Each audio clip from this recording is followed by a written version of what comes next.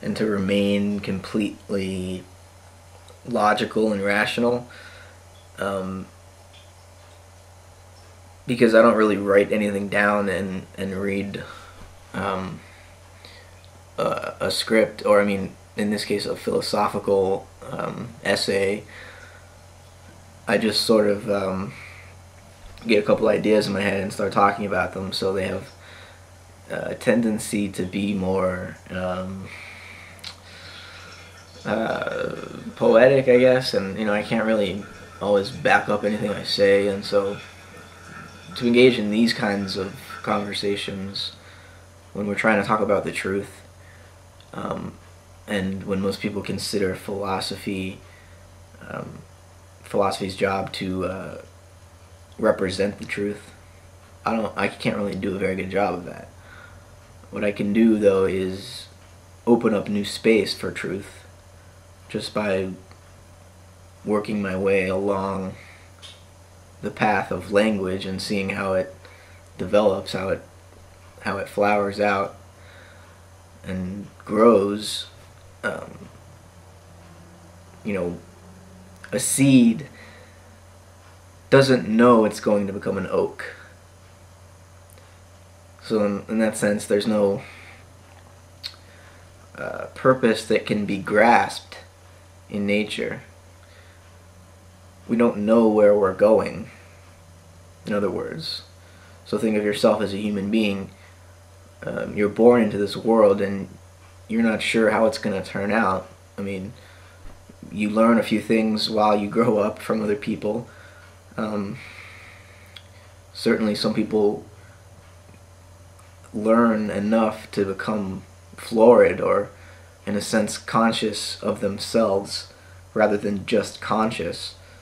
They know that they speak a language and they realize sort of this second level above language. Think of a person built like a house. In the basement there's all these emotional, foundational aspects of our psyche, the things that we learn when we're 1, 2, 3 years old, and especially in our first year when we're learning how to form an attachment with our mothers and grow into the world completely dependent upon someone else. It's sort of like just a preview of nature as a larger macro scale entity. The mother is like a condensed version of what nature is. And those of us that are kind of frightened of nature, probably, nature as a concept, as a philosophical concept, maybe our mothers were just, as much as they nourished us and allowed us to come into the world, they also drive us crazy and make us anxious. And in some cases there's two edges to Mother Nature.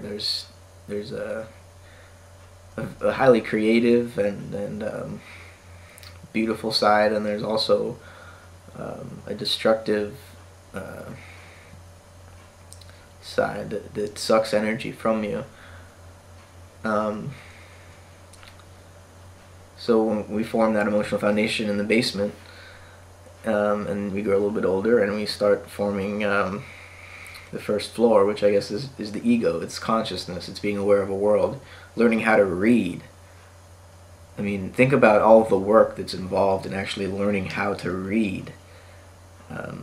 You gotta learn the sounds of all the letters first. You sing the alphabet song, and then you can start putting them together into words, sounds, full, words. And then words have this kind of a meaning, and eventually we learn how to write sentences and paragraphs. Well, actually, the step from speaking to writing, actually, I totally skipped that. That's, learning not only the sounds of the letters, but what they look like, how to write them, how they go together.